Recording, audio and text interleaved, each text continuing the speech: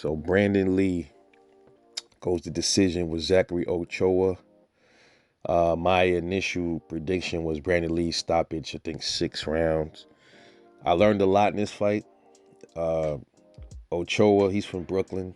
I didn't know too much about this kid. I followed him. I watched one or two of his fights. Seems to be he's not really known for his punching like that, but he's a boxer mover. He does his thing. And in the fight, Brandon Lee is an up and coming 140 pounder, hard hitting dude. I think his KO ratio is like 93%. So, he hasn't went. I think they said he hasn't really went past the 7th round or something like that. So this fight surprised me. He went the distance and we got the rounds and he got the experience, and we wanted to see this from Brandon Lee. And it also showed the work Brandon Lee needs. He definitely needs work, bro. Before this, everybody would say, damn, Brandon Lee would be good against Tank Davis or against Gary Antoine Russell or Regis Prograis.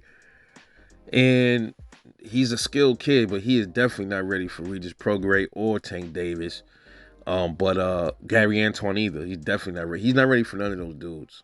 He needs work. He got to work on. He looks like his endurance ain't that good. He looks like he fades. Like getting close to the end of the fights, that's what we starting to see. It looks like his gas. Brandon Lee doesn't really have an engine. It seems like he gets tired. And you get tired in there against Tank and Gary Antoine or Regis Prograis. That's it. No matter, you're gonna have to rely on your power or land a lucky punch against one of them. But this is what I mean though, man. Like when these dudes been fighting a bunch of nobodies or not nobodies, man, because I respect all boxers, or when they haven't been fighting like the competition that they supposed to be fighting early on, which is that's how it is, man. You want to build up your fighter, you want to pad his record a little bit. That's what it is. That's what it is. At least that's how it is now, But that's what happens. The KO stop, and then you get a different boxer with a different look in that ring, moving around a lot, giving you some problems. But he needed to fight somebody like that, to somebody with a different look that ain't gonna stand there and trade with him. Because towards the end of that fight, Ochoa started picking it up on him. You know what I mean? And that was because Brandon Lee was tired, and you could see his punches didn't have much pop on it as much.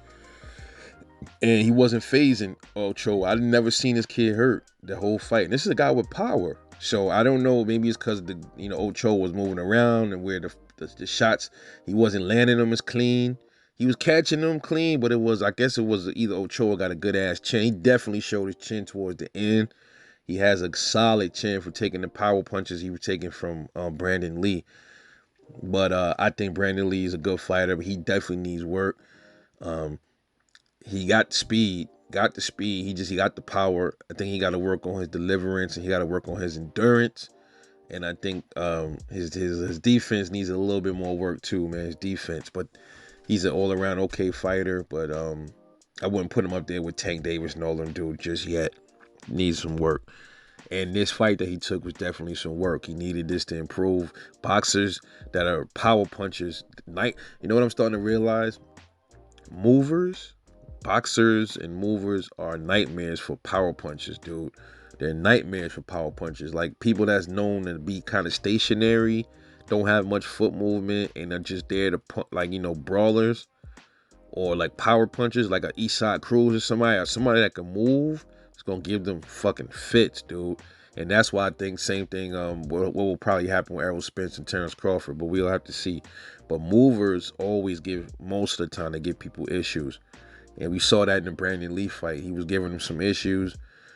And then I think the whole plan was to drag him into deep water to get him tired. And that's what happened. And it turned into a firefight a little bit towards the end. Ochoa was catching him. He was planting his feet, I guess. And I'm like, damn, if Brandon Lee is this power puncher, man. It seemed like Ochoa towards the end, he wasn't running. He was standing there like going toe-to-toe with Brandon Lee. He wasn't scared. So, I mean, sometimes, man, you got to think, man. I think a lot of these dudes, they power be overrated, bro. I've been saying this. Either that or dude's chin is just that good, man. But what's next for Brandon Lee, we don't know. I think it's time for him to step it up a little bit. I don't know. Maybe, in the future, see him against a Teofimo Lopez or somebody like that. It would be a good fight for him. Maybe a Montana Love or something like that. But we'll see what happens, man. Shout out to Brandon Lee for getting the win. Shout out to Ochoa for giving it his everything and being a game dog in there. This is Rebel Life Boxing. Like and subscribe. Support the channel for more raw content. I'm gonna catch y'all later, and I'm out.